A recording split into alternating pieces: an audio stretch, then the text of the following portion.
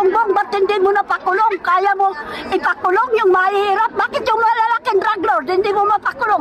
Kasi kasabot yan, magbista na siya mo! Juan Ponce Enrile, Juan Ponce Enrile, may tinanong ngayon kay Digong. Juan Ponce Enrile, joke or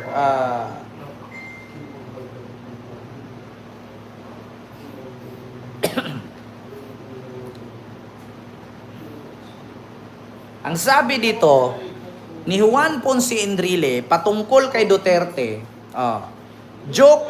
joking or dead serious? Question ni Juan Ponce Enrile yung patungkol kay Digong sa war on drugs. Sabi niya dito, joking or dead serious? Enrile question Rudy Duterte killed 5,000 in drug war remark. So ngayon sabi niya dito, was ex-President Rodrigo Duterte serious or jesting when he talked about killings 5,000 drug suspect in the first 6 months of his term in 2016? So Chief Presidential Legal Counsel Juan Ponce Enrile on Saturday posed this question to Duterte in a Facebook post that quoted from page 21 to 22 of Beyond Will and Power, a biography of President Duterte written by Earl Parino. So, nagjo-joke lang ba si Duterte sa pagpatay niya ng 5,000 katao or serious? Kasi kung joke lang, absuelto siya. Pero, paano nyo masabing joke? 5,000 katao ang patay. Kaya tinanong siya ngayon ni Juan Ponce Enrile. So, joke lang ba ang pagsabi ni Digong na, my God, I hate drugs, papatayin ko kayo. So, pag joke, absuelto siya. Pero hindi nyo masasabing joke yung 5,000 ang patay in first 6 months term. 6 months pa lang siya sa termino niya. 5,000 na ang patay.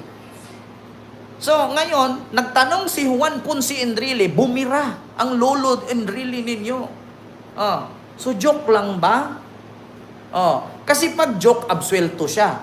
Pero 5,000 ang namatay. So, paano mo masabing joke lang yan? Is it joke or serious killing?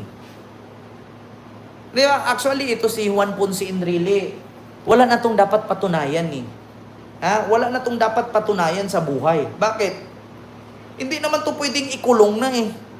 Tanda, 100 plus years old na to, hindi na to kailangan ikulong. Ang ginawa ni Enrile ngayon, mananabla na lang. Di ba? Is it joke or serious killing? Kasi hindi mo naman masasabing joke lang ang pumatay ng 5,000 katao. So serious. Di ba? So ito, binulgar nga naman. Ito lang mga DDS ha. Ito ang isipin ninyo. Ito galing sa Politico News to ha. Ito galing, itanong ninyo, Ma'am Arlene Hilo po, itanong ninyo mga DDS sa sarili ninyo. So, joke lang ba ni Digong ang pumatay ng 5,000 katao or totoo? Kasi hindi mo naman masasabing joke lang to, 5,000 ang patay. Tapos, ito bang mga pinatay ni Digong, dinaan ba to sa tamang process or due process? Wala. Bakit? Ayon sa saligang batas or sa Philippine Constitution, walang nagsabi na pag nakita kang nagdroga, barilin ka diretsyo. Walang nagsabi na kapag nakita kang payat, may tato, bungal, adik ka, patayin ka. Ang kadalasan sa due process, pag nakita kang nagdroga or nakita kang nagbenta ng droga, hulihin ka. Ikulong ka, kasuhan ka, i-hearing ka. Pag hindi ka nanalo sa hearing, kulong ka. Merong tinatawag na reclusion perpetua or meron ding tinatawag na bailable, yung pwede kang magpiyansa. Di ba? Ma'am Rosana Ragudo, hello po. So, yun ang katotohanan. Para sa kanya, joke kay Digong, wala siyang pake, sabi ni Ma'am Arlene. Ganun ang totoo. Wala, hindi nakalagay sa saligang batas. Kahit i-research ninyo. Philippine Constitution, meron bang sinabi na kapag adik ka, patay ka? Wala. ang nilagay sa Philippine Constitution, pag nakita kang gumamit ng illegal na gamot, arestuhin ka, ikulong ka, kasuhan ka. I-hearing pa, ng ilang hearing, 3 hearing.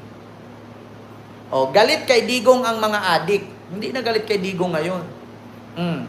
Kakampi ni Digong ang mga adik. Bakit? Yung mga kaibigan ng mga anak niya, puro drug lords eh. Gusto niyong makita. Oo, Mamiri Ichikawa, totoo yan. Kaya hindi mo masasabing joke lang. Oo, sabi dito ni Enrile, joking or dead serious? Oh, Enrile question Rudy Duterte killed 5,000 in war on drugs. Oo.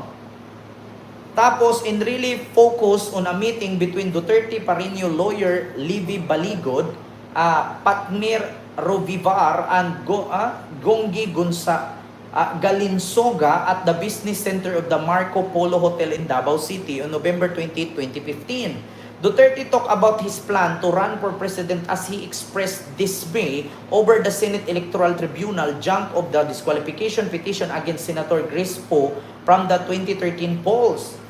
Then, the Davao City Mayor said he will prioritize the country problem with the illegal drugs and corruption as he expressed his view that all of the country's more than 42,000 barangay each had its own drug lord. Oh, sabi dito 42,000 barangay mayroong sariling drug lord. Bakit anong 42,000 barangay? Wala akong drug lord na nabalitaan na namatay. Puro lang adik. So nasaan nga ang drug lord? Nakalagay dito, country more than 42,000 barangays, each had its own drug lord. Di ba? Kadaghanay di ay, 5,000 lang ang patayin natin per 6 months, sabi ni Digong. Duterte, kung adik si Bongbong, ba't hindi mo napakulong? Kaya mo ipakulong yung mahihirap? Bakit yung malalaking drug lord, hindi mo mapakulong? Kasi kasabot yan, magbista na siya mo! He said, that's a lot. Oh, let's just kill 5,000 in per 6 months against. Tapos wilap. Tumawa pa. Oh, so joke nga lang ba? Ang pagpatay ng 5,000 or serious? Yeah. So yun lang mga kababayan, yung ating live ngayon. Hindi ko na masyadong habaan kasi sobra na tayo 1 oras, magdadalawang oras na tayo. So yun lang, maraming salamat mga kababayan. Luzon, Visayas, and Republic of Mindanao Province of China, ang Davao City. Good night. God first. Bye-bye. Duterte, kung adik si Bongbong, ba't hindi mo napakulong? Kaya mo ipakulong yung mahihirap? Bakit yung malalaking drug lord, hindi mo mapakulong? Kasi kasabot